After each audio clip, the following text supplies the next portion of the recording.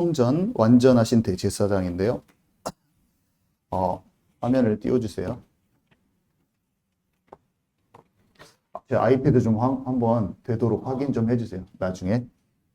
오늘 제목이 어린 양과 참 성전과 완전하신 대제사장인데요. 지금 보니까 첫 번째 그림에 양이 죽고 있어요. 그리고 그 아래 그림은 그 솔로몬 성전을 찾았더니 나온 그림이에요. 솔로몬 성전의 영광이 가장 컸잖아요. 그때 솔로몬 성전이 만들어졌을 때 하나님이 너무 기뻐하셨죠. 그래서 솔로몬 성전을 가져와 보고요. 그 다음에 대제사장의 모습입니다. 오늘 성경 구절에 보니까 예수의 피를 힘입어 성소에 들어갈 담력을 얻었나니, 우리가 예수 피, 어린 양의 피가 예수 피란 말이에요. 그리고 우리를 성전 삼고 오신다고 주님께서 말씀하셨잖아요. 성전 삼으신다고 하셨잖아요. 우리 안에 오실 때. 그래서 예수님이 또 성전된 자기 육체를 가리켜 말씀하심이라 그랬어요. 그 예수님이 자기 자신이 성전이라고 말씀하셨죠. 그렇죠? 그래서 예수님은 어린 양 되고 성전 된다는 것을 우리가 많이 얘기했습니다. 제가 여러 번 말씀드렸습니다. 희생제물인 예수님, 어린 양 되신 예수 그리스도, 우리가 잘 알죠. 그리고 성전 되신 예수 그리스도 계속 얘기했어요. 근데 오늘은 이제 완전하신 대제사장 되신 예수 그리스도, 이걸 얘기하려고 그래요. 그래서 대제사장도 예수님의 예표예요. 어린 양도 예수님의 예표이고, 성전도 예수님의 예표이고, 대제사장도 예수님의 예표예요.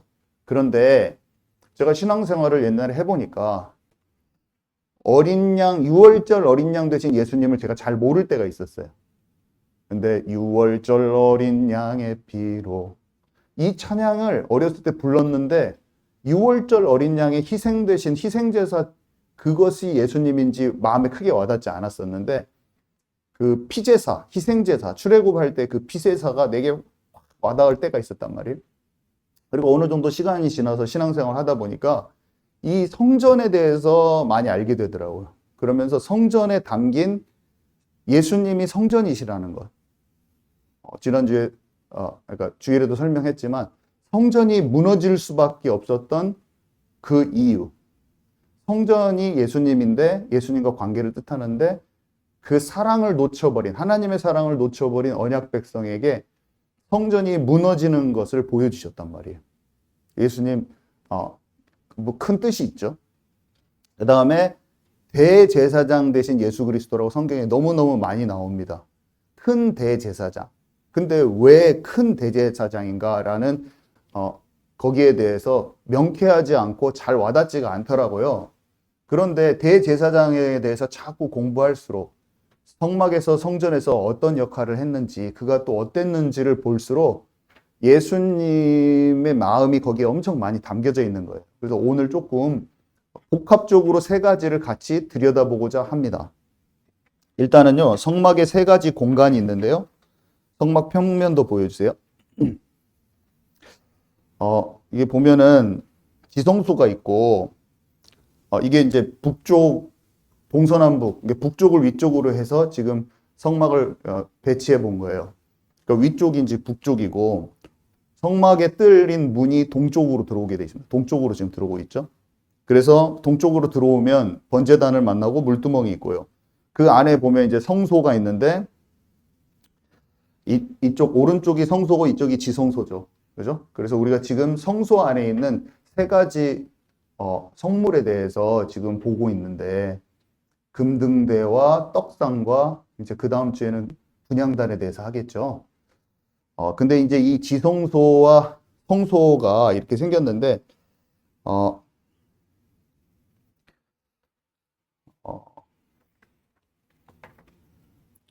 일단은 첫 번째 성막의 세 가지 공간이라고 제가 해놨는데, 일단은 성막이 있으면 성막의 이 바깥쪽이 있겠죠. 성막 완전 바깥쪽.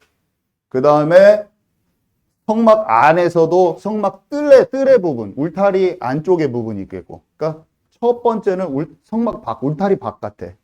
그 다음에 울타리 안쪽이 있겠고. 세 번째 공간은 그 성소와 지성소를 이루고 있는 그 공간. 이 세 가지를 가지고 잠깐 얘기하고자 합니다. 울타리 밖은요, 죄가 지배하는 속되고 부정한 영역을 뜻해요. 의미는 이 온 세계가 인간이 죄를 범한 후에 죄의 저주 아래 놓여 있다고 성경이 기록하고 있죠. 그래서 영생의 소망이 없는 곳이에요.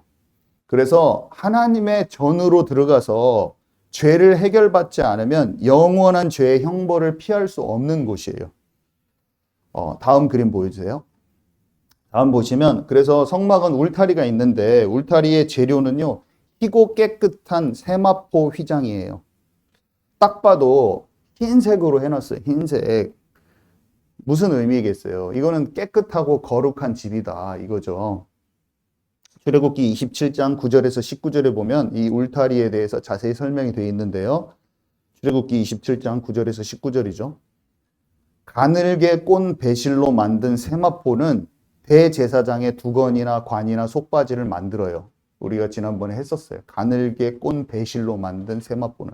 근데 이거는 가는 배실은 아니고 그냥 배실로 짠 세마포로 만들어져 있고 그것이 울타리의 휘장이에요. 이 배실로 만들어진 것은 세 가지 의미를 갖고 있는데 제가 존귀함, 거룩함, 구원받은 하나님의 백성을 뜻한다 이렇게 써놨는데 성경에 보면 존귀함, 애굽왕 바로가 요셉이 총리될 때 입혀준 옷이 이 세마포 옷이고 다니엘에게 나타난 천사가 입은 옷이 세마포고 예수님의 재림에 주님을 따르는 하늘 군대가 입는 옷이 이 세마포 배옷입니다. 존귀함. 그 다음에 거룩함. 제사장이 입은 속옷, 속바지띠 이게 배옷이에요.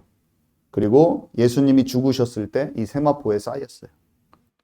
자, 그리고 우리가 이거 많이 나눴었죠. 구원받은 하나님의 백성에 입는 옷, 세마포 옷은요. 성도들의 옳은 행실을 뜻한다고 성경에 기록되어 있어요. 그래서 이 같은 재질로 되어 있어요. 존귀해요. 참으로 거룩하고 하나님의 백성이 입는 옷이란 말이에요. 존귀하고 거룩해진 하나님의 백성이 들어가는 곳이라고 볼 수 있어요. 세상과 구별된 것이라고 볼 수가 있어요. 성경의 전체적인 의미를 살펴볼 때 울타리의 휘장이 세마포인 것은 분명히 하나님이 뜻을 가지고 하셨다는 것을 우리가 눈치챌 수가 있어요. 자, 성막 뜰 안으로 들어가 보도록 하겠습니다. 첫 번째 공간은 울타리 밖이었고요. 두 번째는 울타리 안입니다. 일단은 울타리는요, 5규빗, 5규빗이에요. 5규빗은 2.25m. 그러니까 사람이 딱 섰을 때 안 보여. 이게 좀 높아가지고 안 보여요. 2.25m. 성막들 안에는 우리가 잘 아시다시피 번제단과 물두멍이 있었던 곳입니다. 그것은 분명히 이곳은 거룩한 곳이긴 거룩한 곳이에요. 그렇지만 지성소와 성소보다 거룩하지는 않아요. 뭐냐? 죄가 다루어지는 곳이라고 볼 수가 있어요. 인간의 죄를 대신하여 동물이 희생되는 속죄가 일어나요. 그리고 물로 더러움을 씻어내고 있어요. 그래서 울타리 밖의 공간에 비해서는 거룩한 공간이지만 지성소와 성소에 비해서 온전한 거룩이 아닌 것을 우리가 눈치챌 수 있어요. 그래서 이곳은 죄가 다루어지는 공간이구나. 죄가 다루어지는 영역이구나. 죄와 정결의 공간이구나. 이런 것을 우리가 이해할 수 있습니다. 자, 세 번째, 성막 안입니다. 성막 안에는 이제 성소와 지성소가 있습니다.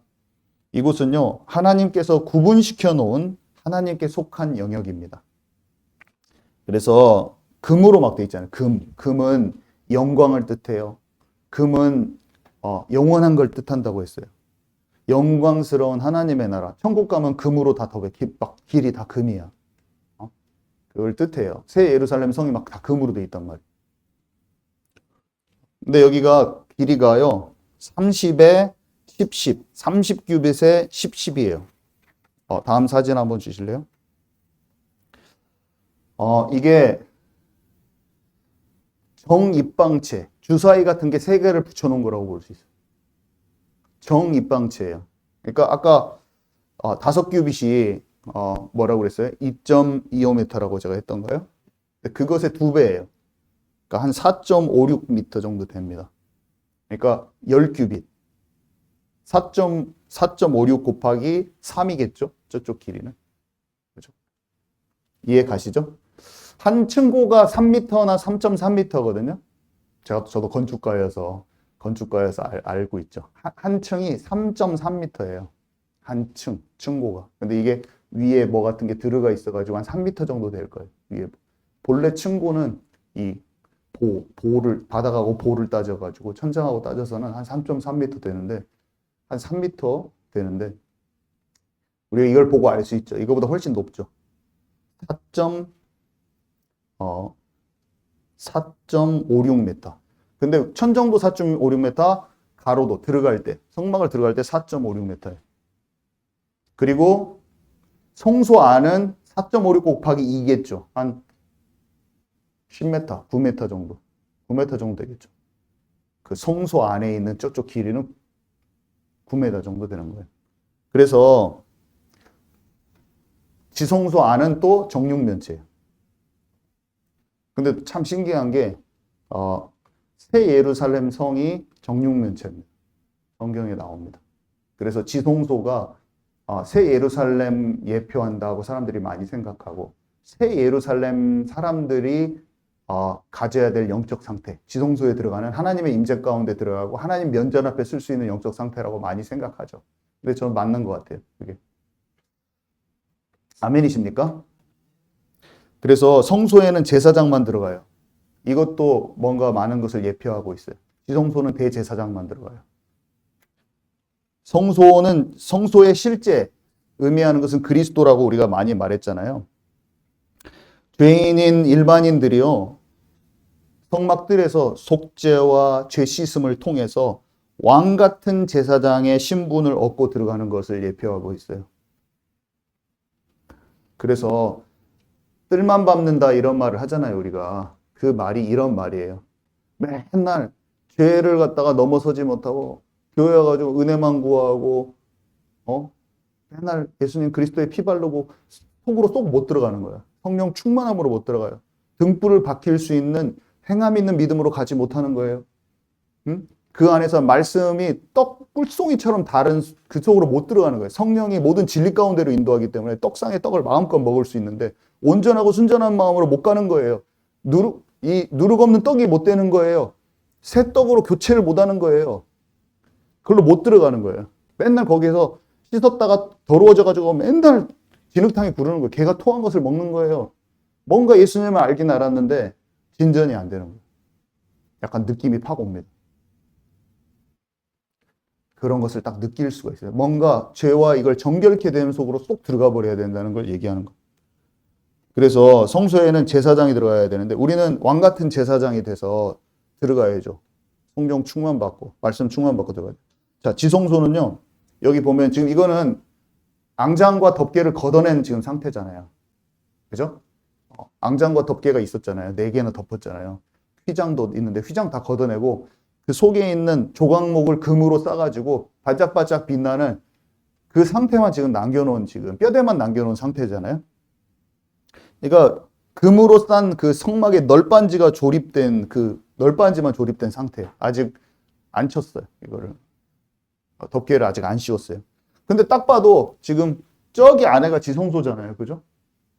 이런 기둥을 저렇게 5개나 세웠어요. 기둥을. 저 안에는 기둥이 저렇게 있고. 자, 그래서 지성소에는 누가 들어가냐? 대제사장만. 대제사장은 한 명이라고 그랬어요. 예수님 당시에는 타락해가지고 사람들이 세운 제사장, 아론의 혈통도 아닌 인간이 세운 제사장들이 막 난무하고 그래서 자기 배 불리려고 하고 장사치들하고 이렇게 돼가지고 헌금 착복하고 막 그런 제사장들이 있을 때는 대제사장이 막 여러 명이었잖아요. 2명이 같이 활동하고 예수님 당시에 예수님 있었을 때 다 합치면 4명이라고 하잖아요. 근데 대제사장은 딱 1명이에요. 대제사장은 딱 1명. 그리고 그 1명이 1년에 한 번 들어가요. 그 1년에 한 번 들어가는 날은 정확히 알고 보니까 한 4번 정도 들락날락 하더라고요. 근데 그 날은 하루에 딱 한 번 들어갑니다. 그 날, 하루만 들어가요. 근데 대속죄일이죠, 그날이. 이게 새 예루살렘의 모습하고 너무 닮아 있는 거예요. 정육각형, 아니 정입방체라고 하죠. 자, 계시록 21장 16절 우리 한번 같이 읽어볼까요? 우리 함께 그 천사가 시작. 그 천사가 성을 재어보니 사방 길이와 높이가 똑같은 입방체라는 것을 알게 되었습니다. 그 길이는 각각 2,400km나 되었습니다. 이게 진짜 웃긴 게 진짜 큰 주사위 같은 게 지구에 콕 붙어 있는 것처럼 그려놓으니까 그렇더라고. 조금 상상이 안 가는 형태야. 그러니까 새하늘과 새 땅으로 바뀌기 때문에 어떤 식으로 바뀌게 될지는 잘은 모르겠어요, 솔직히. 그렇지만 그걸 물리적으로 사람들이 그려놓은 그림을 보면 되게 웃겨요. 주사위 큰 것이 지구에 딱 붙어 있는 거예요. 이 수치대로 그리니까. 근데 어쨌든 그 정입방체, 그 주사위 모양 같이 생긴 그게 지성소하고 똑같이 생긴 거죠. 그래서 오늘 안현정 집사님이 저한테 교회 그 로고를 갖다가 했는데 그게 정입방체가 막 세 개가 붙어 있는데 이거 뭐 알고 만드셨나? 이렇게 성막하고 비슷하게 만들으셨대. 저도 그런 걸 만들고 있었거든요. 비슷한 거를. 근데 디자인의 컨셉이 굉장히 비슷했어요. 그러니까 다른데 제가 오늘 만들어 놓은 거를 제가 가져왔거든요. 그래서 근데 다른데 되게 뭔가 비슷한 게 있어요. 제가 그래서 너무 놀랐어요. 이게 영감으로 받았나? 아니, 그 생각을 괜히 해봤습니다. 근데 자, 두 번째, 성막은요, 성소와 지성소로 이루어진 이 전체가 다 그리스도를 상징해요. 성막 전체는 육신의 장막을 입고 성전이 되어 오신 예수 그리스도를 상징해요. 우리가 육신의 장막을 입었다고 성경이 표현하잖아요. 그죠? 육신의 장막을 입고 성전이 되어 오신 예수 그리스도를 상징해요. 성막 전체가. 그래서 앙장과 덮개 했을 때 그 재료와 색깔을 우리가 나누면서 하늘 영역의 색깔이요, 보혈이요, 또 회개를 뜻합니다. 막 이런 것들 예수님에 대해서 얘기했었잖아요. 그리고 성막의 모든 기구들이 예수님 자신과 그의 속성과 사역을 다 나타내고 있어요. 자, 성막 사진 한번 보여주세요. 그래서 성막이 저렇게 있는데 사람들이 저렇게 있지. 막 안에서는 저렇게 번제단이 딱 보이네요. 딱 봐도. 동쪽 문이 이쪽에 보라색으로 되어 있는 게 동쪽 문이겠죠. 그게 들어가고 옆에는 이제 진을 친 거야. 한 200만도 더 됐다고. 200만, 250만 정도 되는 사람들이 그 12지파들이 막 이 성막 가까이에는 레위 지파가 딱 둘러싸고 있고 그 나머지 지파들이 쫙 배치합니다. 제가 나중에 그 배치도는 나중에 드리겠지만 아무튼 지금 여기 사진으로 찍었다고 봤을 때는 지금 옆에 사람들 사는 텐트들은 아직 안 나온 거예요. 많이 안 나온 거예요. 어마어마하게 막 있는 거예요. 진짜 넓게 광대한 지역에 이렇게 진을 한 번씩 칠 때마다 여러분 잘 아시지만 41번이나 진을 치잖아요. 41번을 진을 쳤던 모든 그 지명 이름이 출애굽기에 기록되어 있는 거 아시죠? 그래서 그게 그 진을 치고 42번째 가나안 입성하잖아요.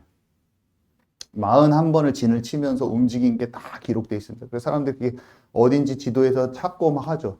근데 저번에 말씀드렸지만 김승학 장로님이 신해산 그 위치부터 사람들이 굉장히 잘못 알고 있었던 것을 찾아낸 게 최근 이제 몇 년 전이야. 한 10년 전 이때 이분이 찾아낸 곳이 그 출애굽한 경로와 그 이스라엘 백성들이 실제 진을 쳤던 그 흔적들이 다 남아있는 걸 찾아버린 거예요. 그래서 그게 사우디아라비아에 있더라. 인터넷 찾아보면 나옵니다. 엄청 놀라운 일이에요, 사실은.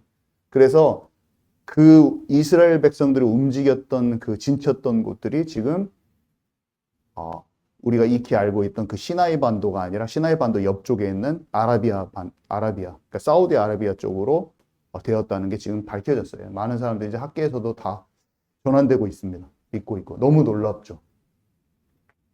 자, 근데요, 그때 이제 이 사람들이 진짜로 이렇게 진을 치는데 BC 1445년, 6년 이때 나왔잖아요. 1445년 이때가 출애굽 한 연도까지 우리가 다 정확하게 계산을 해버리거든요. 솔로몬 성전 짓고 이런 성전 지은 그 날짜를 그 연수를 알기 때문에 계산이 돼버려요. 그래서 BC 1445년, 1446년 이때 출애굽하고 신의 선 언약이 그때 있었습니다. 근데요, 2번에 1번에 보면 뜰에서 이제 뜰에 있다가 그 뜰의 믿음이 성소의 믿음이 되고 성소의 믿음이 이제 지성소의 믿음으로 간다. 이것을 얘기했어요. 성소 안에 이렇게 깊숙이 들어간다는 것은 무엇을 의미하냐? 우리가 그리스도 안으로 들어간다는 것을 말했어요. 너희가 내 안에 거하고 내가 너희 안에 거한다. 내가 성전이 되고 너희가 들어오고 성전인 내 안으로 들어오고 내가 너희를 성전 삼고 너희 안으로 들어간다. 예수님이 이렇게 표현을 해주셨는데 너희가 내 안에 성전된 예수님 안으로 들어간 것들, 이게 지성소 안으로 들어가는 게 예수님 안으로 들어가는 겁니다. 하나님의 임재 가운데로 또 들어가는 겁니다. 그래서 이 성소에 들어가는 것은 그리스도의 이 하나님의 이 주님의 몸된 교회가 그렇게 되어야겠죠, 당연히. 그죠? 주님의 몸된 교회를 의미하죠. 거기 들어가는 것은 들어간 영적 상태는요, 교회를 결국에 의미해요. 물로 씻고 속죄, 희생제물의 의미를 알고 예수님으로 말미암은 대속의 은혜를 받은 하나님의 자녀들이 물로 씻고 말씀으로 죄악된 모든 것을 버리고 순종함으로 벗어나고 그래서 성령 충만함으로 들어가는 것을 뜻하죠. 그렇게 된 거룩하게 된 성도들의 모임이다. 그래서 성경에 물과 성령으로 거듭난다고 표현되어 있잖아요. 물과 성령으로 거듭난다. 성막의 뜰에서 번제단과 이 물두멍이 속죄와 씻음을 예표한다고 그랬잖아요. 성소 안에 들어갔을 때 우리가 처음 만났던 게 뭐예요? 7 등불. 근데 계시록은 7 등불이 7 영이요. 성령이라고 그냥 말해줘 버립니다. 7 등불이 성령이라고 말해줘 버려요. 그냥 성경에서. 놀랍게도. 여러분 집중하고 있습니까?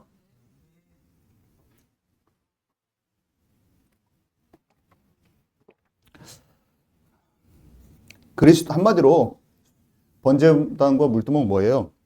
그리스도를 진정으로 알고 속죄함을 받은 사람, 그 다음에 죄와 타협하지 않고 말씀대로 순종하게 되는 그 사람에게 하나님은 성령 충만한 그 임재하심으로 함께 하신다는 거예요, 여러분.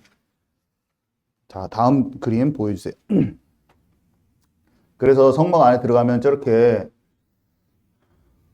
앞에 저렇게 5 기둥이 있어요. 근데 이제 거기로 딱 들어가면 떡상, 오른쪽에 떡상이 있고 왼쪽에 금등대 있고 저 지성소 안에 들어가기 전에 휘장이 있는데 그 휘장 앞에 분향단, 향을 피우는 분향단이 있고 그 안에 들어가면 언약궤가 있어요. 근데 언약궤는 신기하게 채를 꼽아 놓으라고 돼 있어요. 성경에 보면. 그리고 항상 사진에 보면 다른 것은 이 동글동글한 데다가 채를 딴 데다 놔뒀다가 갈 때 채를 꼽아가지고 가거든요. 들고 가요. 근데 언약궤는 채를 꼽아 놓으라고 돼 있어요. 그래가지고 사진들 보면 항상 또 이 사람들이 잘 알아. 그 언약궤는 또 다 채가 꼽혀 있어요. 근데 언약궤도 채를 뺐다 꼽았다 할 수 있는 것으로 생겼어요. 고리가 있어가지고. 근데 채를 꼽아둔 채로 놔둬라 라고 성경에 써 있더라고. 왜 그렇게 했는지 모르겠지만 아무튼 그렇게 돼 있습니다. 그래서 저렇게 생겼죠. 근데 자, 2번 7 등불, 이거는 금 등대 메노라, 이것을 7 등불이라고 하는데요. 이 7 등불은요 7 영이라고 성경에 되어 있고 7 눈이라고도 되어 있습니다. 계시록 4장 5절 보좌로부터 함께 읽습니다. 시작. 보좌로부터 번개와 음성과 우레소리가 나고 보좌 앞에 켠 등불 7이 있으니 이는 하나님의 7 영이라. 네, 못 찾으시는 분들이 있는데 여기에 있습니다. 여기에 있어요. 여기 봐보세요. 여기 종이에 있어요. 경찰에서는 왜 종이 없어요? 종이.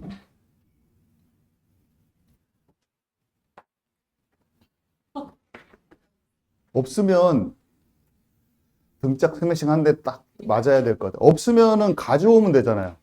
왜 없는데 없는 채로 하고 있어요? 어딘지도 모르게.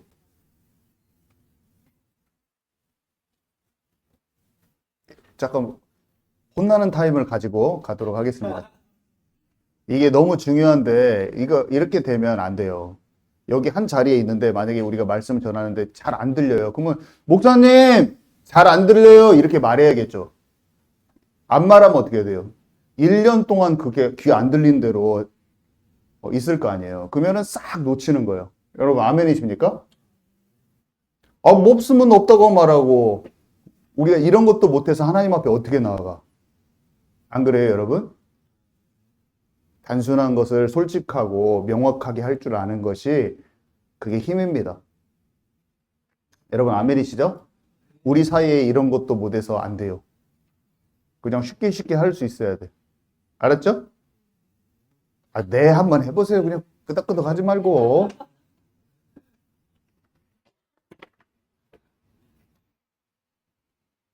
자, 여기 보니까요. 7 등불이 있으니 이거는 하나님의 7 영이라고 그랬어요. 7 등불이 7 영이래요. 그러면 뭐 성령이 7개나 됩니까? 이렇게 의문을 가질 수가 있잖아요. 근데 지금 7 등불은 이제 빛이 막 나잖아요. 이게 하나님의 완전한 빛의 역사이자 완전한 성령의 역사를 가리키는데 성령이 7인 게 아니라 역사하심이 7가지로 나타나는 것이에요. 성경에 보면은 성령의 역사가 굉장히 다양하게 표현이 돼 있어요. 성령은 이렇게 역사하시고 저렇게. 그래서 사람들이 또 성령의 이런 역사를 7가지를 또 잘 찾아놔, 막 어떤 사람들은. 근데 그게 잘 발견이 되더라고요. 제가 여기서 기록은 안 해놨지만 성령의 역사가 굉장히 다양하게 이렇게 역사하는 거예요. 자, 요한계시록 5장 6절 한번 읽도록 하겠습니다. 시작. 내가 또 보니 보좌와 내 생물과 장로들 사이에 한 어린 양이 서 있는데 일찍이 죽임을 당한 것 같더라. 그에게 7 뿔과 7 눈이 있으니 이 눈들은 온 땅에 보내심을 받은 하나님의 7 영이더라. 네, 여기 보니까 7 눈이 있는데 그게 또 7 영이래요. 근데 이 7 눈이 영이라는 것은 구약 성경에도 기록이 돼 있더라고요. 그 7 눈에 대해서 스가랴 4장 10절 우리 함께 읽도록 하겠습니다. 작은 일에 시작. 작은 일의 날이라고 멸시하는 자가 누구냐? 사람들이 스룹바벨의 손에 다림줄이 있음을 보고 기뻐하리라. 이 7은 온 세상에 두루 다니는 여호와의 눈이라 하니라. 네, 여기 보니까 온 세상에 두루 다니는, 온 세상을 두루 행하시는 하나님이 온 세상을 어떻게 행하세요? 성령으로 행하시지. 하나님의 여호와의 신으로 행하시죠. 하나님의 전지전능하심을 보여주는데요. 그래서 7 등불은 금 등대로는 실제로 금 등대를 만들었잖아요. 근데 이 7 등불, 7 영은 실제 하늘 성소 보좌 앞에도 이 7 영이 있습니다. 딱 그 옛날에 비교한 거 한번 보여드렸잖아요. 하늘 성소하고 성막하고 딱 일치를 하잖아요. 그죠? 그래서 7 등불은 7 영이고 성령의 역사하심을 뜻해요. 그래서 하늘 성소에서 계시록에서 방금 읽은 대로 하늘 성소에도 보좌 앞에 7 영이 있지만 또 7 촛대가 있지만 이 성소 안에 들어갔을 때 이 금 등대 7 등불이 있는 거예요. 그래서 성령 이 안은 금으로 탁 돼 있어서 거룩함을 뜻해요. 밖에서 죄를 딱 버리고 들어온 거룩해진 상태를 뜻해요. 또 제가 설명했잖아요. 빛이 발하려면 어떻게 해야 되냐. 빛이 그냥 발해지지가 않아. 예수가 그리스도야 막 말한다고 빛이 발해지질 않아. 예수는 그리스도야 말했는데 뒤에서는 불륜을 할 수 있어요. 예수는 그리스도요 말하고 뒤에서는 엉뚱한 걸 할 수 있어요. 예수가 그리스도요 하고 뒤에서는 돈을 딱 챙길 수가 있어요. 근데 행함이 있는 믿음이 있을 때만 빛이 나는 거예요. 아무리 우리가 말로 복음을 전하고 말로 해봤자 결국에 저의 속에서 드러나는 게 딱 아닌 것으로 드러났잖아요. 그럼 사람들이 어떻게 해요? 저만 떠나는 게 아니라 복음을 떠나버려요. 연약한 자들은. 빛을 발하는 상태가 아니에요. 우리가 무엇을 준비해야 됩니까? 사역을 막 열심히 해야 됩니까? 사역을 열심히 해야죠. 근데 우리의 단단한 자아 깨지지 않으면 뭔가 모르게 고집스럽게 하는 거예요. 뭔가 모르게 자기 주인 된 것을 하는 거예요. 뭔가 모르게 하나 되지 않으면서 뭔가 모르게 자기의 분위기대로 끌고 가려고 하는 거예요. 여러분, 뭔가 모르게 내 뜻대로 하려고 하는 거예요. 그게 말을 막 누가 주장을 펼치면 그래서 그걸 끌고 가는 줄 아세요? 센 사람들 있어. 내 뜻대로 안 되면은 딱 사람을 뒤흔드는 거지. 말을 해서 흔들기도 하고, 말을 안 해서 흔들기도 하고, 감정으로 흔들기도 하고, 분위기적으로 사람을 흔들기도 하고. 그런 거 있으면 다 버리시기 바랍니다. 속에서 쫙 그 속에 있는 걸 끄집어내. 내 속에 저 속 안에 있는 걸. 그걸 쏙 빼버려. 그 속에 있는 걸 쏙 빼버려야지 치유가 되는 거예요. 여러분 아멘이십니까? 들려지는 은혜가 있길 바랍니다. 귀가 있다고 들려지는 게 아니야. 성경이 뭐라고 말하냐면 귀 있는 자는 들을지어다. 이 말이 참 중요한 말인데 귀로 다 들려. 근데 안 들려. 귀로 들리는데 안 들리는 게 뭔지 아세요? 들었는데 난 줄 모르는 거예요. 치유가 안 돼요. 온유한 심령을 가진 사람은 뭐냐면 다른 사람한테 누가 나를 어떻게 보는가 별로 신경 안 써. 체면을 차리는 사람은 자기 자신을 보는 것은 너무 더디면서 다른 사람이 나를 어떻게 생각하지 맨날 그 생각만 해. 다른 사람이 내가 경찬 집사한테 뭐라고 말했어요. 그러면은 다른 사람들이 나를 어떻게 생각할까? 그런 것만 생각해. 마음이 완고한 자들은. 근데 마음이 하나님 앞에 부드러운 사람은 누가 뭐라고 하는 것보다 다른 사람이 나를 어떻게 생각하는가 신경 안 써요. 뭐를 생각하냐? 하나님이 나를 어떻게 보시는 거예요. 신경 쓰는 거예요. 사람이 나를 잘 못 파악할 수도 있어요. 사람은요, 내 겉모습만 보고 조금 잘하면, 와, 진짜 사람이 참 착하고 좋다. 막 이렇게 하고 있어. 내 썩은 마음도 모르고 조금만 이렇게 하면 막, 제가 어디 목사님들 세미나 가가지고 찬양인들 앞에서 해요. 그러면 딱 봐도 이 지금 아줌마 무리가 너무 막 나한테 막 인사해요. 막 할 때. 내가 그걸 보면서 사람을 본다. 이런 생각이 들어요. 뭔가 앞에 서가지고 하니까 그냥 사람을 보는 거예요. 근데 그분들도 다 사역자들도 있을 수도 있고, 근데 아직도 그게 소화가 안 된 거야. 그분들 뭐라고 하려는 게 아닙니다. 이것들을 설명하려고 하는 거예요. 사람이 앞에 서가지고 조금 하면 사람들은요, 그 사람보다 더 그 사람을 높여줘요. 뭔가 대단한 것처럼. 내 속을 알까, 이분들이? 나를 모르잖아요. 내가 그렇게 막 찬양만 턱 하고 막 그럴듯하게 막 하고 온 다음에 속이 썩은 사람이 뭐 어떻게 그걸 어떻게 알아? 사람은 보이는 것 가지고 쫙 이렇게 한다고.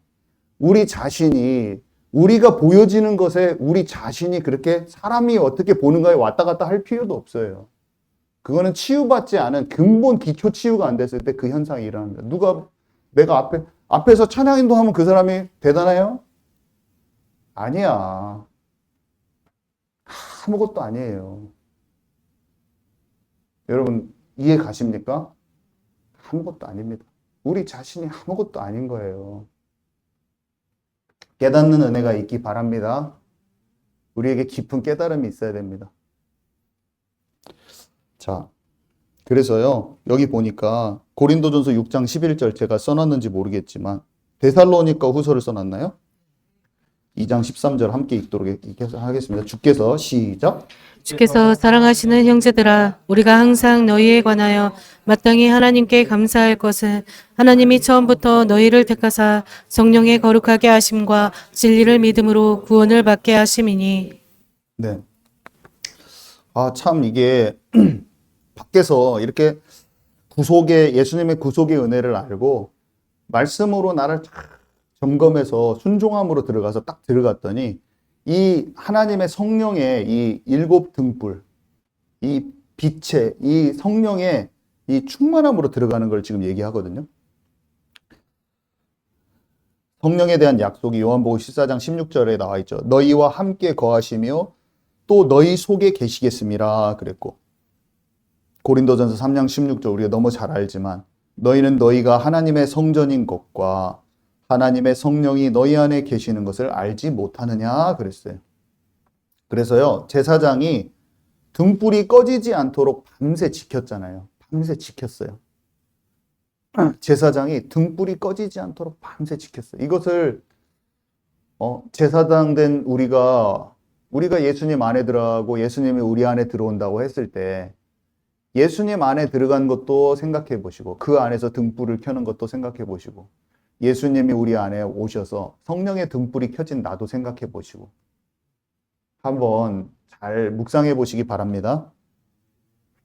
등불이 꺼지지 않도록 지켰다. 그게 참 의미가 있어요. 성령의 불이 꺼지지 않게 하는 거예요. 그죠? 성령이 기름 떨어지지 않고 성령의 불이 계속 켜 있는 거예요. 참된 거룩함으로 들어가는 그 마음의 중심이 있는 거예요. 행함 있는 믿음이 너무 중요한 것을 알고 발버둥 치는 거예요. 진정한 빛을 잃지 않기를 사람과 하나님 앞에 진짜 그것을 견지하고 있는 거예요. 정말로 이 시대가 수많은 쓰임받은 목회자들이 등불에 그 기름이 떨어져서 등불의 빛을 잃었는데 괜찮다, 괜찮다. 예수 믿었는데 왜 자꾸 그 말해, 그 말해. 이렇게 하고 있더라. 지금이 그 우리 마지막 시대에 살고 있다는 거 여러분 깨달으시기 바랍니다. 사람들이 등불이 꺼져가고 있고 등불이 켜지지 않아서 행함이 없는 그 믿음에 있는데 그것을 정확하게 깨닫고 그것을 등불을 먼저 켜야 되는데 등불을 켜는 것에 관심 없이 막 일을 하고 다니는 거예요. 일을. 정말로 놀라운 시대에 살고 있다는 거 여러분 아시기 바랍니다. 근데 그 말을 제가 했어요. 그랬더니 나도 말하지 마. 나도 말하지 마. 세상 사람들만 봤을 때는 그냥 하나님이 안 계시고 영적으로 그런 일이 진리가 없고 그런 게 없다고 생각하면 그냥 덮어두는 게 편한 것 같아요. 그리고 그냥 사람 사이들끼리 있으면 그냥 좀 꺼졌어도 놔둬. 그냥 불 몇 개 꺼졌는데 놔둬. 그냥 불 몇 개 꺼지고 하나만 켜졌어. 됐어. 괜찮아. 그냥 됐어. 이렇게 할 수 있어요. 사람들끼리는. 왜냐 그냥 편하게 좀 놔둬. 그냥 그렇게.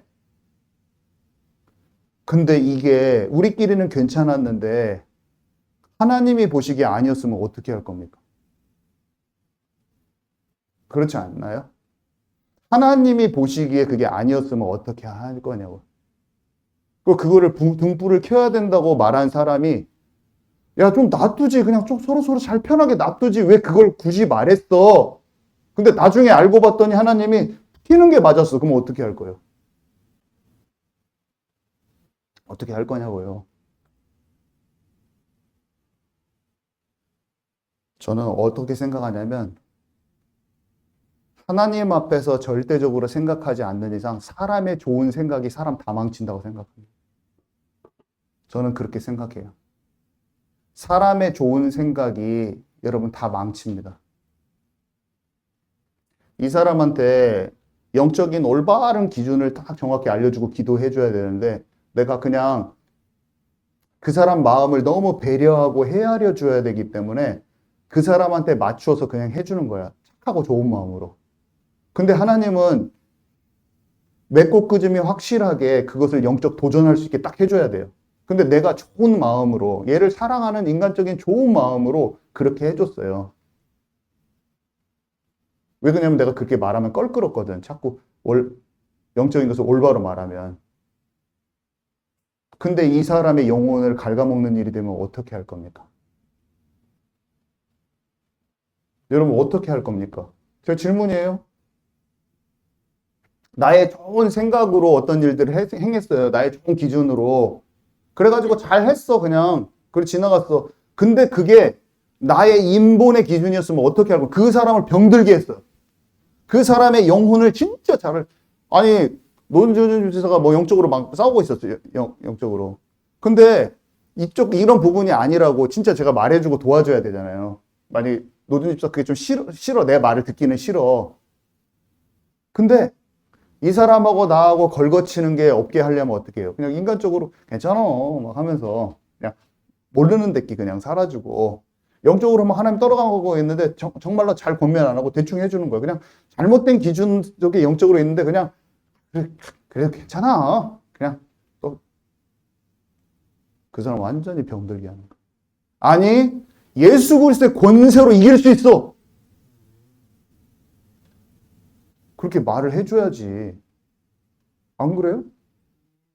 예수 그리스도의 권세로 어둠 떠나가는 거야. 성격 같지만 그 뒤에 더러운 영이 역사하는 거야.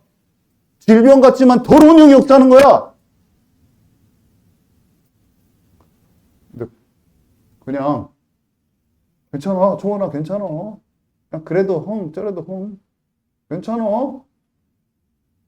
응? 이렇게 해주는 거지. 그 사람 영이 죽든 말든 상관없이 해주는 거죠. 여러분, 제 말을 버리지 마시기 바랍니다. 절대로. 절대로 버리지 마세요. 자, 그래서 그 다음에 떡상과 진설병이죠. 그렇게 되면 말씀을 깨닫는 것은요, 성령이 모든 진리 가운데로 인도하시는 거예요.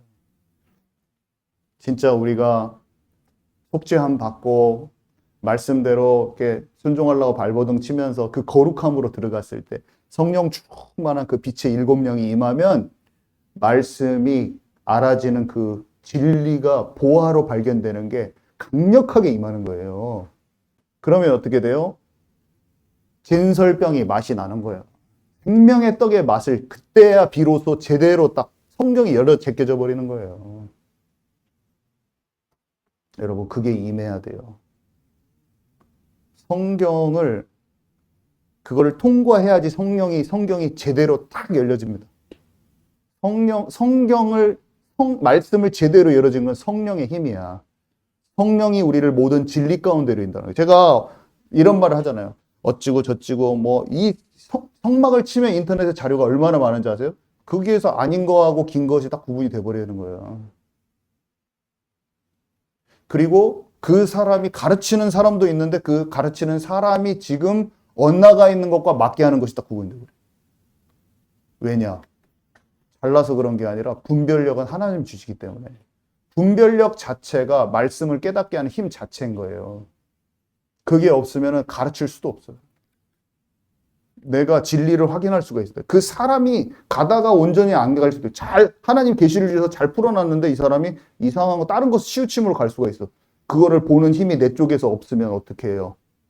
그 사람이 맞는 거 80% 맞고 20% 틀린 게 더 위험해. 제대로 계시를 받은 것을 맞다고 하되 그 사람이 엇나간 그 부분까지 볼 수 있는 힘이 필요해요. 성도에게 다 기본 장착 주신 힘인 것을 아시기 바랍니다. 여러분이, 제가 말했잖아요. 제가 가르치는 것을 듣고 여러분이 분별할 수가 있어야 돼요. 저의 가르침을 분별할 수가 있어야 된다니까요. 그 정도 힘이 있어야 돼요. 내가 못 가르쳐도 분별할 수 있는 힘이 있는 거예요. 이게 없으면 어떻게 해야 돼? 여기에서 지금 나오는 말씀도 소중한지도 모를 뿐더러 이리 끼우 저리 끼우 계속 여기 말씀 좋으면 저기 말씀 좋고, 들려지는 말씀에 내가 합당한 말씀인 것, 우리 교회를 통해서 나에게 주시는 지금 말씀이 있다는 걸 정확히 알아야 돼요. 소중한 것을 모르는 것도 영적으로 어두운 거예요. 소중한 것을 알고 소중하게 받아서 그걸 전달할 수 있어요. 그래서 근데 그건 가르친다고 되지 않아요. 이게 말씀이 잘 이해되어지고 마음에 와닿아야지 그걸 전하는 거 그대로. 근데 만약에 여러분이 이것이 와닿지가 않잖아요. 그러면 뭘 전하냐면, 이거는 들었어. 근데 경찬 집사가 다른 데 가서는 자기 거를 전하는 거예요. 여기 뭔가 여기서 자기가 알아진 거야. 옛날에 들었던 예수는 그리스도 맞지. 근데 내가 지금 공급되는, 현재 공급되는 떡이 내가 안 먹어지는 거예요. 여러분, 그러면 어떨 겁니까? 다 맞는데 아니야. 다 맞는데 아닌 걸 할 수도 있어요. 자, 세 번째, 대제사장입니다. 대제사장이 성막 제사장에서 한 일이 뭐냐면요. 자신의 죄와 백성의 죄를 속하기 위해서 피를 제사에 따라서 번제단과 휘장과 속죄소 중에 뿌렸어요. 그러니까 여러 가지 종류의 제사가 있거든요. 소제도 있고 번제도 있고 막 그런데 그런 제사들에 따라서 뿌리는 데가 또 달랐더라고요. 번제단에 뿌리고 또 휘장에도 뿌리고 속죄소는 언약궤를 뜻합니다. 언약궤 위에 뚜껑을 뜻하는데요. 거기에도 뿌리기도 하면서 어떻게 해요? 그 뿌리는 이유가 뭐냐면 언약궤 앞 하나님의 임재 앞으로 나아가기 위해서 그것을 한 거예요. 그죠? 그래서 근데 그러니까 예수님을 어린 양의 피 뿌리고 언약궤 앞에 나갔다는 것은 예수님을 통해서 하나님의 임재 앞에 가는 것을 말하죠. 그때는 동물의 피로서 했는데 이제는 더 이상 인간 제사장이 동물의 피를 통해서 가지 않고 우리가 어떻게 나가요? 예수님을 통해서 직접 하나님께로 나아갈 수 있잖아요. 그래서 다음 그림 보여주도록 하시겠습니다. 우리 예수님이 대제사장이신데 대제사장 되신 예수님께서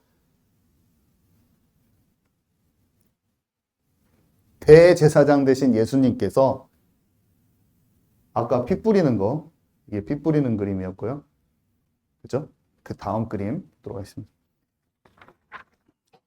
그래서 휘장이 찢어졌잖아요. 대제사장 되신 예수님께서 십자가에서 운명하시는 그 순간 휘장이 위에서 아래로 찢어졌어요. 그러니까 휘장은 어디였어요? 성소와 지성소를 가리고 있는 그 휘장. 거기 한번 들어가려면 1년에 한 번 대제사장만 들어갔던 곳인데 거기가 쫙 찢어져 버리면서 예수님으로 말미암아 누구나 예수님의 짐승의 피가 아니라 예수님으로 말미암아 하나님의 임재 가운데로 그냥 들어가 버릴 수가 있어요. 여러분 잘 아셔야 됩니다. 우리가 예수님 이름 부르고 희생제사, 동물제사가 여기서 필요가 없어요. 예수님께서 영원한 제물이 되시고 영원한 속죄를 해놓으셨기 때문에 우리가 예수님의 피로 그 번제들 막 복잡한 거 막 그런 제사들 대신에 예수님께서 십자가에서 죽으셔가지고 열어놓으신 그 길, 그 믿음으로 말미암아서 성령 충만으로 갈 수 있고 하나님의 임재 가운데 갈 수 있어요. 여러분 아멘이시죠? 그래서 오늘 뭐 경찬 집사가 찬양 인도하면서 그런 고백을 했잖아요. 딱 그 고백이야. 예수님으로 말미암아서 성령 충만 지금 받을 수가 있어요. 우리가 죄사함 받고 또 나갈 수 있어요. 또 나갈 수 있어요. 은혜의 보좌 앞으로 또 나갈 수 있어요. 오늘 다시. 아멘이시죠? 마태복음 우리 한번 다시 읽도록 하겠습니다. 27장 51절입니다. 시작. 이에 성소 휘장이 위로부터 아래까지 찢어져 들이대고 땅이 진동하며 바위가 터지고. 네. 그래서 히브리서 10장 19절에서 22절도 읽습니다. 시작. 그러므로 형제들아 우리가 예수의 피를 힘입어 성소에 들어갈 담력을 얻었나니 그 길은 우리를 위하여 휘장 가운데로 열어놓으신 새로운 살 길이요 휘장은 곧 그의 육체니라. 또 하나님의 집 다스리시는 큰 제사장이 계심에 우리가 마음의 뿌림을 받아 악한 양심으로부터 벗어나고 몸은 맑은 물로 씻었음을 받았으니 산 마음과 온전한 믿음으로 하나님께 나아가자. 네. 네. 자, 그래서 설명 안 해도 되겠죠? 그 말씀 그대로 좀 묵상하시고요. 그래서 3번에 2번 보면 대제사장은요. 예수님을 예표해요. 그래서 구약의 제사장은 짐승의 피를 가지고 성소에 들어갔는데 예수님은 자기의 피를 가지고 하늘 성소로 들어가셨어요. 그죠? 그러니까 구약의 제사장은 짐승의 피로 가지고 성소에 들어갔고 예수님은 자기가 십자가에 못 박혀 자기 보혈의 피를 흘리고 자기가 어린 양 돼서 자기가 보혈의 피를 흘리고 또 대제사장 되셔서 하늘 성소에 가셨다고. 그래서 부활하셔서 하늘 영역에 갔다고 에베소서 1장에 기록되어 있습니다. 하나님의 임재의 실제 장소로 들어가셨는데요. 그러면서 구원받은 자를 함께 앉히셨다고 또 표현이 되어 있어요. 자, 히브리서 9장 12절 읽도록 하겠습니다. 시작. 염소와 송아지의 피로 하지 아니하고 오직 자기의 피로 영원한 속죄를 이루사 단번에 성소에 들어가셨느니라. 히브리서 4장 14절 16절 또 읽습니다. 시작. 그러므로 우리에게 큰 대사장이 계시니 승천하신 이 곧 하나님의 아들 예수시라. 우리가 믿는 도리를 굳게 잡을지어다. 우리에게 있는 대제사장은 우리의 연약함을 동정하지 못하실 이가 아니요 모든 일에 우리와 똑같이 시험을 받으신 이로되 죄는 없으시니라. 그러므로 우리는 긍휼하심을 받고 때를 따라 돕는 은혜를 얻기 위하여 은혜의 보좌 앞에 담대히 나아갈 것이니라. 아멘. 네. 우리는 큰 대제사장이 계시는데 그게 예수님이시고 그다음에 그 대제사장은 우리의 연약함을 동정하지 못하실 이가 아니고 죄는 없으신 분이다. 그래서 때를 따라 돕는 은혜를 얻기 위하여 은혜의 보좌 앞에 담대히 나아갈 것이니라 했습니다. 3번에 3번 대제사장의 죽음과 죄인의 회복. 이거는 제가 올해 알게 된 부분인데 이게 너무 신기하면서도 재밌더라고요. 대제사장의 죽음이 이 죄인을 회복시킨다고 하는 이 결정적인 증거가 되는 게 두 가지가 있는데 제가 지금 간단하게 설명하도록 하겠습니다. 가나안 땅을 정복한 이스라엘 백성은요, 도피성을 6개를 만들으라고 그러거든요. 근데 요단강과 사해, 그러니까 갈릴리 바닷가하고 갈릴리 호수하고 밑에 사해가 있는데 그거 중간에 쭉 내려오는 요단강이 있거든요. 보면 그게 이스라엘 이렇게 요단강 동편, 요단강 서편 이런 식으로 성경이 표현하는데 요단강 동편에 3개의 도피성을 짓고 요단강 서편에 3개의 도피성을 지어요. 근데 거기는 이제 살인을 원치는 않았지만 실수해서 살인하거나 그런 사람들 도망해서 피해서 간단 말이에요. 누가 보복할 수가 있잖아요. 근데 그 사람들이 거기에 지내면서 한정없이 계속 있는 게 아니라 그 당대의 대제사장이 죽잖아요. 그럼 그 사람이 집으로 돌아갈 수가 있어요. 그래서 죄인이 이상하게 대제사장이 죽으면 죄인이 탕감받는 거야. 딱 봐도 예수님이잖아요. 그죠? 약간 대제사장에 관한 율법에다가 예수님을 집어넣는 거예요. 이거 누가 집어넣었을까요? 하나님이 시켰으니까 하나님이 집어넣었죠. 대제사장을 그러고 나서 계속 예수님이 내가 대제사장이야 막 하시는 거예요. 제가 그래서 하나님이 자꾸 시인이시다 그랬잖아요. 다 예고편이야, 예고편. 예고편 찍어놓고 본편. 복선해놓고 드러내시고. 대제사장에 관한 그런 법칙을 만들어 놓으신 분이 하나님이 그렇게 해라라고 하셨어요. 대제사장이 죽잖아. 그러면 죄인 집에다 돌려보내줘. 죄인의 그 죄값을 탕감해줘. 라고 한 것은 장차 대제사장 되신 예수님이 인류를 구원하고 이 죄인들을 대속하시는 그 은혜를 거기다 집어넣은 거라니까요. 여러분 믿어지십니까? 믿어지십니까? 아니면 지금 정혁 목사가 우기는 걸로 들리십니까, 여러분? 믿어져요? 네. 우기는 거 아니에요, 제가 막 억지로 막 우기는 것처럼 제가 느껴지는데, 우기고 막 설득하는 것처럼 느껴지는데, 아니죠? 네.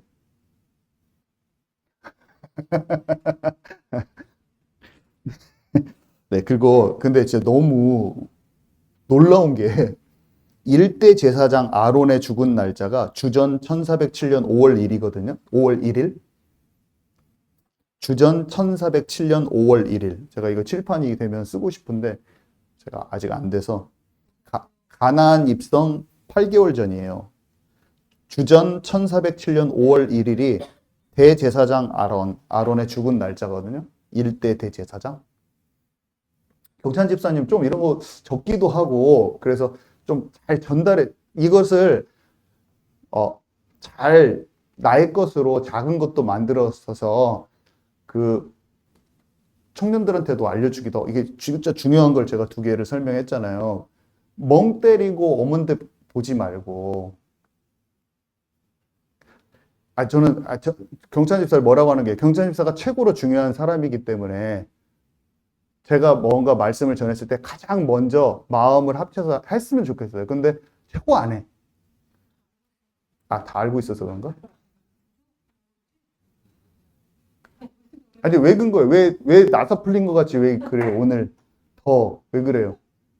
왜 그때는 그래도 한 세 줄이라도 적기는 적었는데 오늘은 백지 상태로 있는 것 같은 이런 느낌은 뭐죠? 느낌이에요? 적긴 적었어요? 확인해 봐야지, 끝나고.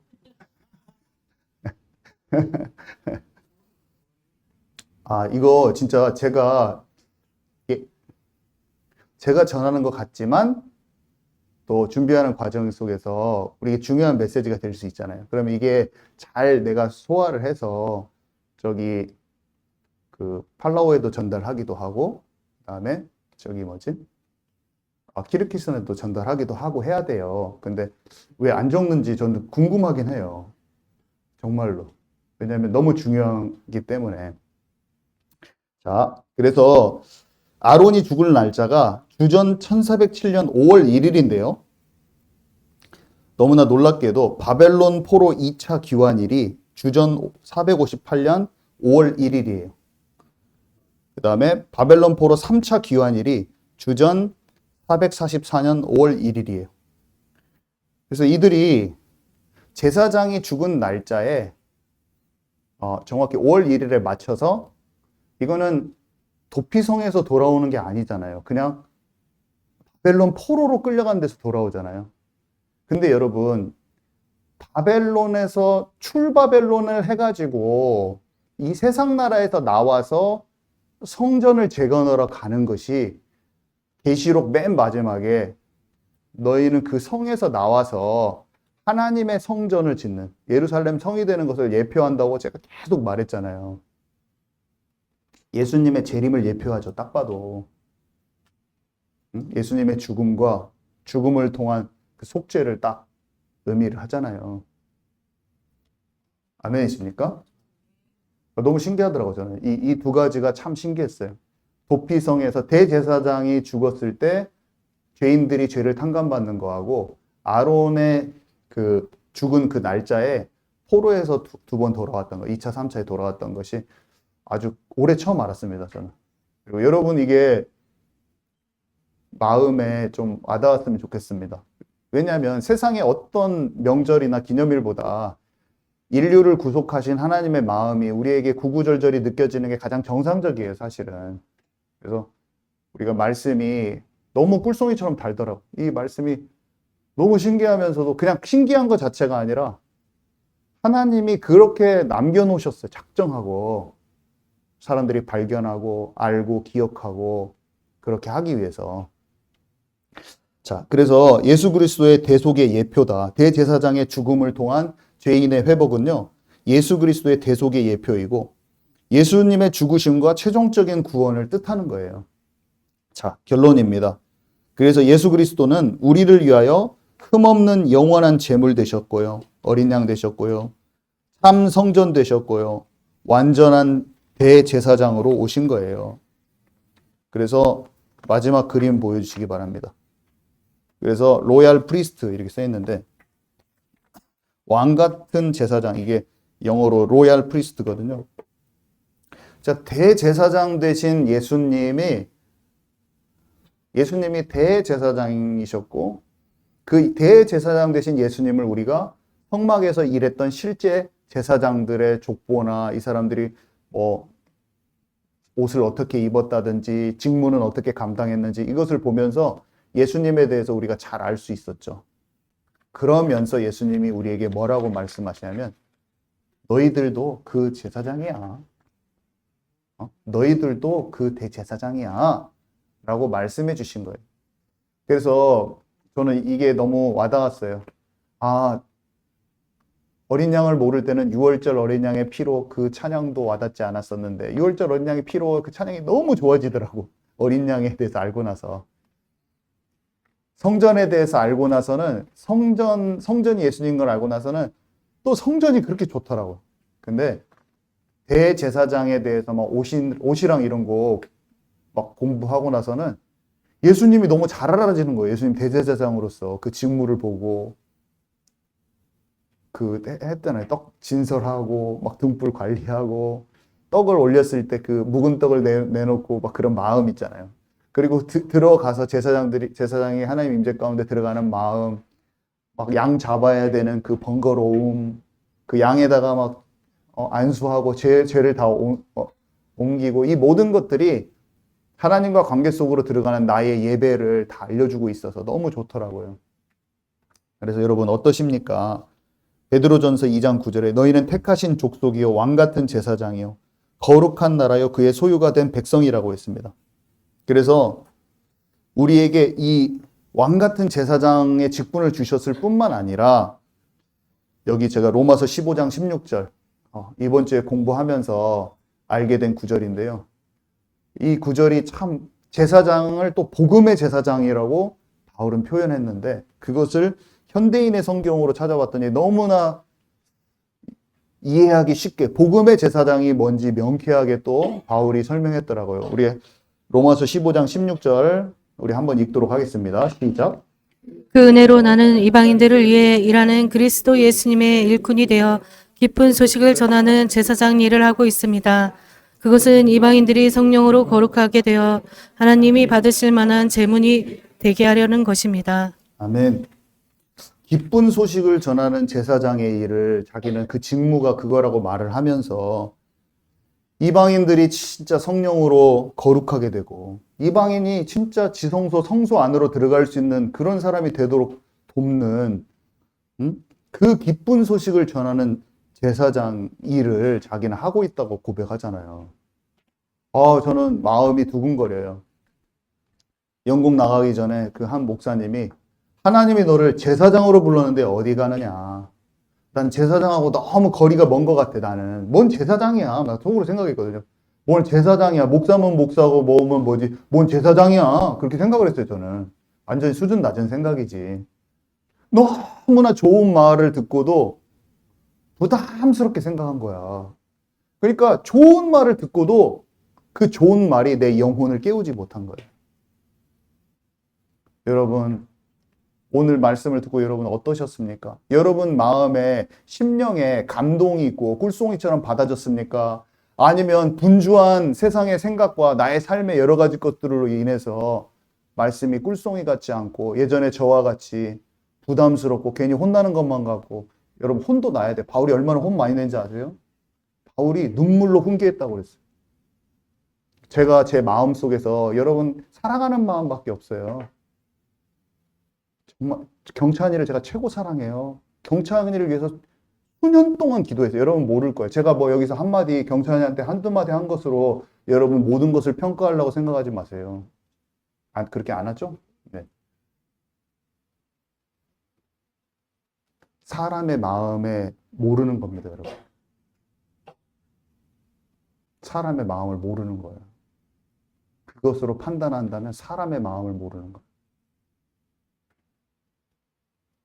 하나님의 마음은요, 이스라엘 사람들을 징계할 수밖에 없을 때가 있는 거예요.